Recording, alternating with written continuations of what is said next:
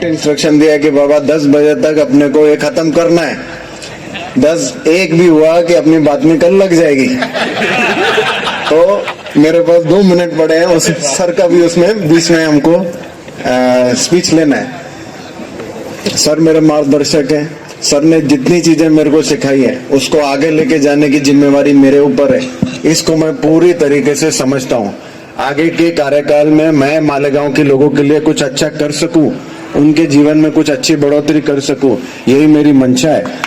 और जो एक मेरी इमेज अभी सबके सामने रहती है कि ये बहुत ही टाइट है, ये बोलता नहीं है, ये बात नहीं करता है। हाँ, मैं सर जैसा पीआर मेंटेन शायद ना कर सकूं। ये 15 वर्ष के अनुभव का एक्सपीरियंस है जो हमको मालेगांव को प्राप्ति मिली थी और हम एज ए डीवाईएसपी सर से सीख सके।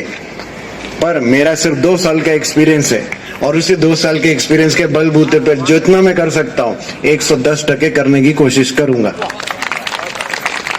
आप लोगों को आधे रास्ते मेरे को मिलने आना पड़ेगा, मैं भी आधे रास्ते आऊंगा।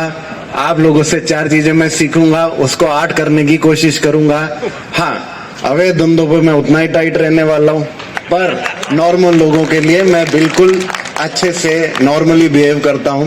ये मैं सबको बताना चाहता हूं। अंत में मैं सर के लिए 2 शब्द ये बोलना चाहता हूं कि सर मेरे गुरु हैं, सर मेरे मार्गदर्शक हैं। सर ने मेरे को बहुत सारी चीजें सिखाई हैं। अगर सर के काम को मैं और 1-2% आगे बढ़ा सकूं तो मेरा एडिशनल एसपी का कार्यकाल एक सक्सेसफुल कार्यकाल होगा। ये मैं अपेक्षा रखता हूं अपने आप से और सर को मैं बहुत बहुत धन्यवाद करता हूं। Thank you. आपने अभी तक हमारा चैनल सब्सक्राइब नहीं किया तो हमारे चैनल को सब्सक्राइब कर